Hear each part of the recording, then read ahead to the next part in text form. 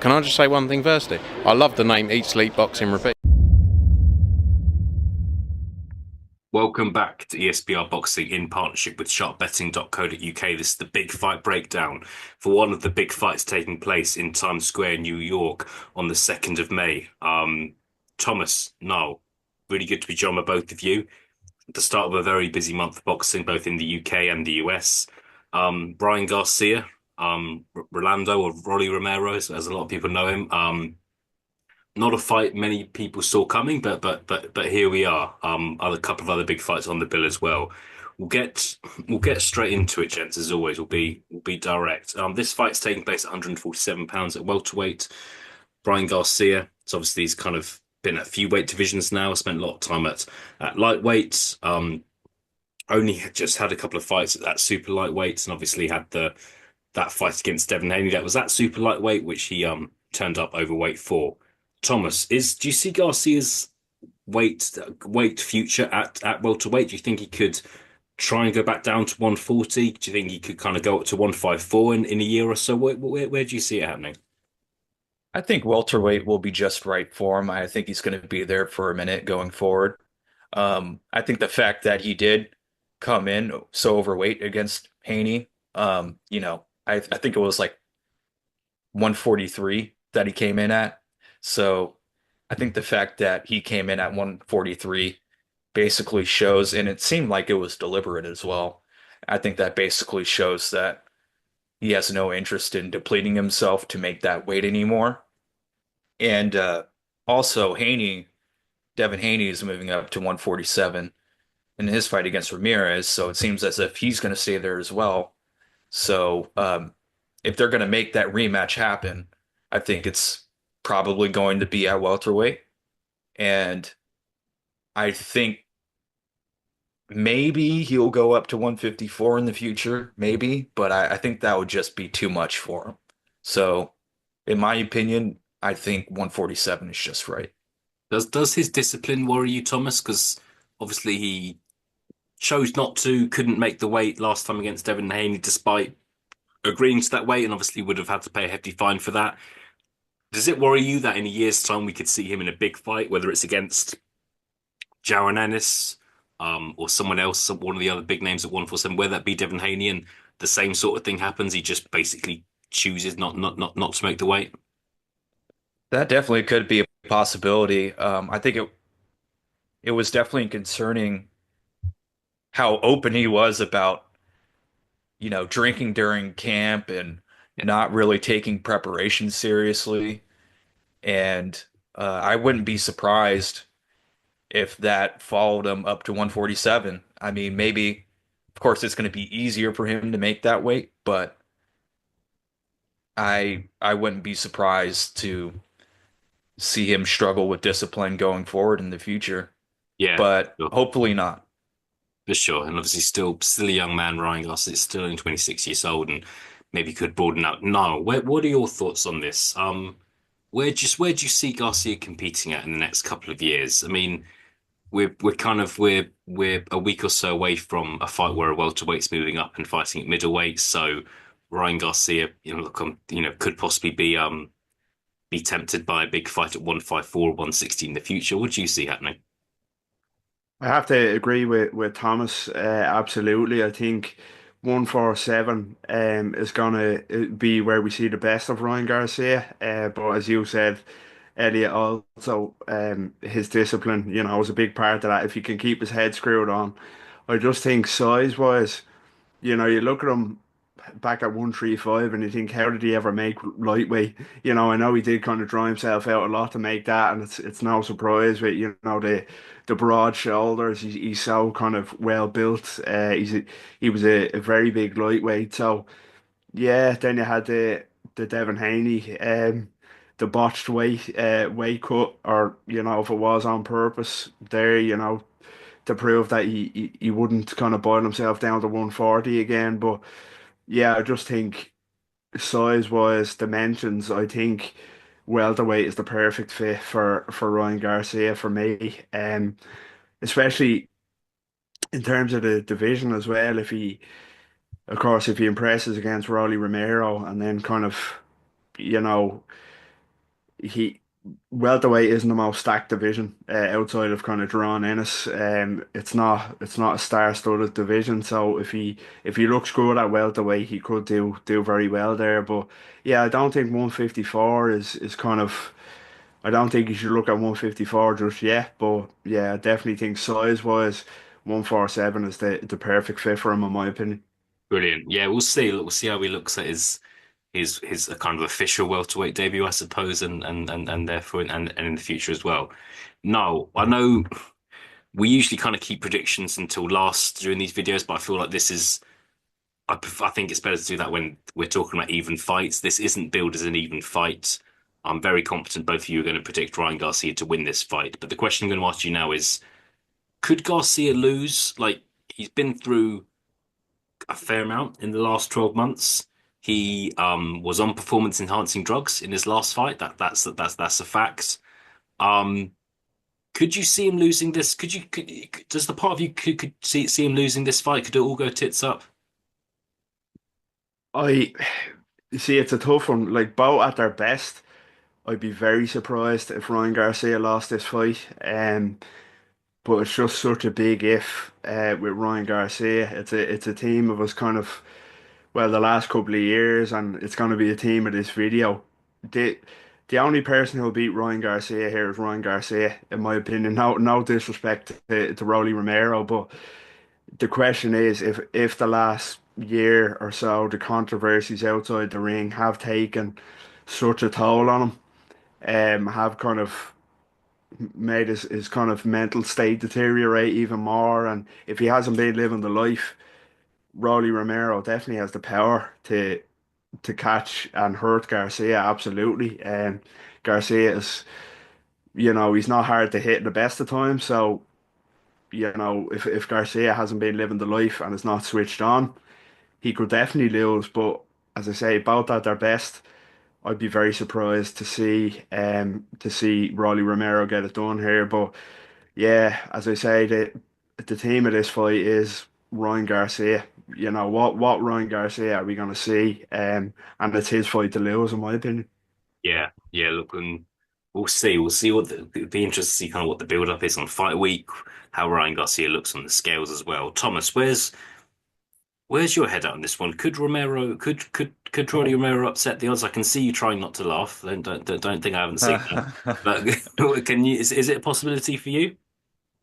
Uh, to be honest, without giving away my prediction, of course, it's really hard for me to imagine him finding a path to victory in this one. As we all know, he isn't really the sharpest technically and can be a bit sloppy at times, but and I think that will definitely play into Ryan's hands. And of course, there's always the puncher's chance for Rolly because he definitely can crack, but he is moving up to welterweight himself, so we'll see if his power actually does translate to 147. Yeah, yeah, really interesting. Our partners sharp betting of because even at this kind of early stage with a couple of weeks to go into the fight of given an implied probability due to the odds available of Romero give a 15% chance of winning this fight, not a 0% chance, a 15% chance. So it could happen, and it would be a massive shock if it did. Thomas, sticking on Romero, he's without kind of giving a massive kind of breakdown of his career, he's obviously had that weird kind of victory against Ismael Barroso a year or so ago. Um, had success against Gervonta Davis before getting stopped. Um, got stopped against Isaac Cruz. It's got a good KO percentage. 29 years old now, so not a young fighter anymore. Where do you kind of consider him to be? He's been at super lightweight for a little while now. Do you just see him as like a fringe world level guy, like maybe a top 15 in the division guy, or not as much? How would you describe where he's at now? I would say fringe level is probably more like it. I wouldn't say, no disrespect, of course, I definitely wouldn't say that he's world class. And as we all know, he did hold a world title at 140, but he immediately lost that to Isaac Cruz, who immediately lost that to Rayo Venezuela, who immediately lost that belt to Gary Antoine Russell. So, and none of those guys are particularly world beaters, in my opinion. So, I certainly don't think he is world class, to be honest. He's definitely fun to watch, though. So, he's going to get, in all likelihood, even if he does lose this one, he's going to get big fights down the line. And, he's always great TV. Yeah, I think that's true. He's definitely, when there's a press conference involving him, it's 100% worth watching. Now, give us your take. Where's Romero at in your opinion? Well, he definitely talks like he thinks he's world class. He's a world class kind of talker and showman, that's for sure. But yeah, I have to agree with Thomas. Fringe world level, I think is a good place to put him. Even maybe a step below that. I don't really rate him that highly technically. He has a lot of holes in his game. Very easy to hit, very leaky defensively. And when he has stepped up to world level, he's been soundly beaten both times. And he was stopped by Isaac Cruz, and Isaac Cruz himself is kind of, there's still questions there as to his kind of level as well, whether he's world class or not, and his kind of technical limitations. And he stopped Romero quite convincingly. So yeah, I definitely don't think he's world class. I don't think he'll ever get to the world class level. He maybe has kind of world class power, big puncher, but apart from that, he leaves a lot to be desired. To be honest with you, and of course that Barroso fight as well, which you mentioned. He was losing that fight to Ishmael Barroso, who was about 60 at the time. I think they fought each other. So yeah, he was losing that fight, and he favored from a very fortunate stoppage in that one. So yeah, I think he has a very kind of limited ceiling, in my opinion. But as Thomas said, his mouth and his showmanship will get him big fights, and he is fun to watch. Whenever he's fighting, I will tune in. So yeah, I just think he's not what he makes himself out to be. No, and like the things you make a good point. Like I think that when we, in terms of legitimate victories, his resume looks quite bare. Like beat Anthony Yigit, who was past his best at the time. Um, and that's kind of one kind of notable victory, perhaps. I mean, 'cause if you can't, I struggle to count the Barroso fight as a victory because it was looked corrupt. If you ask me. Um, Moving forward, gents, I don't mind moving forward because we're all quite. It feels like we're all quite confident that Garcia is going to win this fight. No, um, Devin Haney is fighting on the same night against Jose Ramirez. If Do you see this as just being built up for a big rematch between Haney and Garcia later? And that's I'm asking you as well, which is Devin Haney, are you confident he's going to win as well? Is the rematch going to happen next? What are your thoughts? I definitely think, when I first seen this card announced, they were both on the same card. That it's definitely what they're gearing up for here, and it has to be. Makes so much sense with how exciting the first fight was, the controversy around the first fight, the attention it got. It's just money. It's where the money is in a rematch. Nothing else really makes sense. So I think they have to do it, and I think on fight week we're gonna see.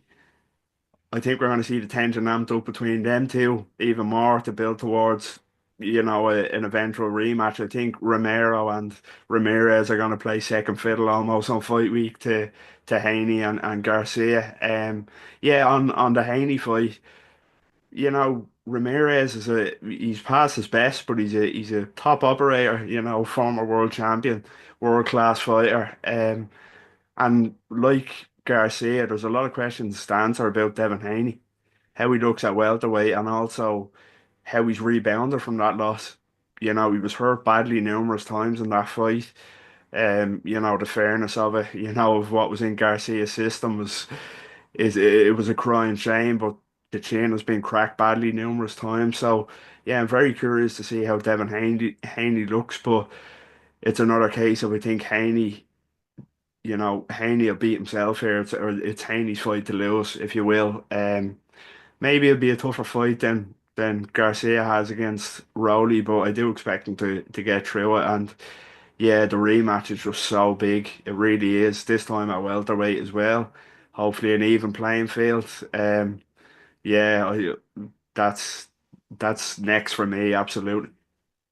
Yeah, no.